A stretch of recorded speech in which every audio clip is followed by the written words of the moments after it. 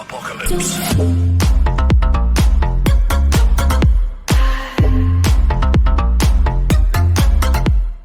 Previously on Free Fire. Some people are simply born with extraordinary abilities. For Moco, that came in the form of her hacking. Moco's recent endeavors sent her spiraling into a journey of self-discovery. She wanted to be a force of good, a witch that brought happiness.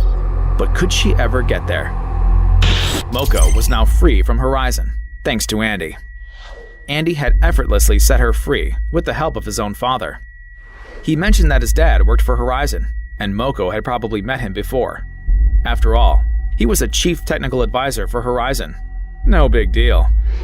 Without missing a beat, Andy took the opportunity to congratulate Moco for her recent assignment to Horizon.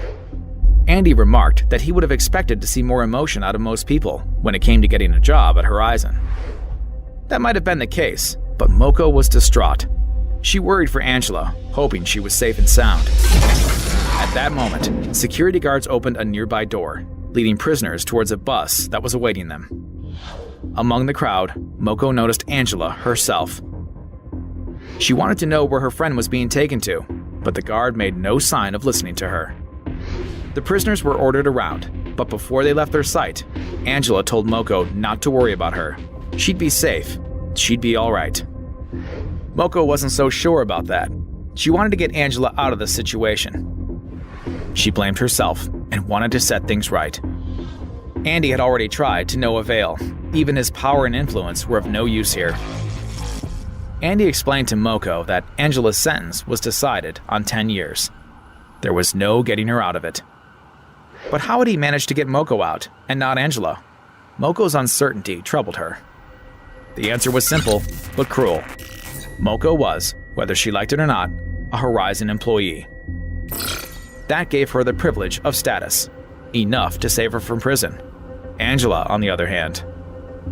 Moco, exasperated, claimed that Angela had just protected her family from the very people who now had imprisoned her. Andy was empathetic to the situation, but, in his mind, Horizon had no choice but to monitor those of lower status, like Angela, to ensure social stability. Moco retorted against this oppressive view. Did Horizon truly have no choice? Andy went on to explain Horizon's philosophy. They had to do what they did to prevent another catastrophic war. Even then, Moco disagreed.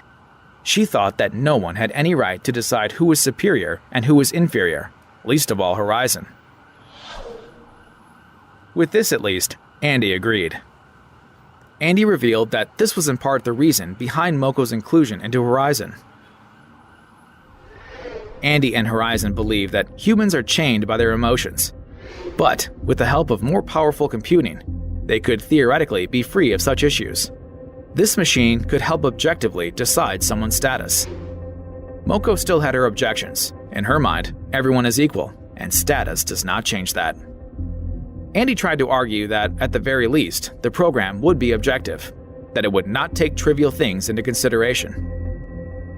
But Moco's mind was set. She knew deep in her heart that even a machine can be influenced by humans, as they are the ones writing their code. Humans would still be doing the judging. The argument was over. Moco exclaimed she wanted to go home, and so she did. Before taking her home, however, Andy had one last surprise for Moco. Pulling strings, Andy had managed to reacquire Moco's mother's seized belongings. He offered them to her now. In this lockbox, Moco found many things. She found her long-lost teddy, eye missing, but still fluffy. She also found old photographs of her family, and even her baby bottle from long ago.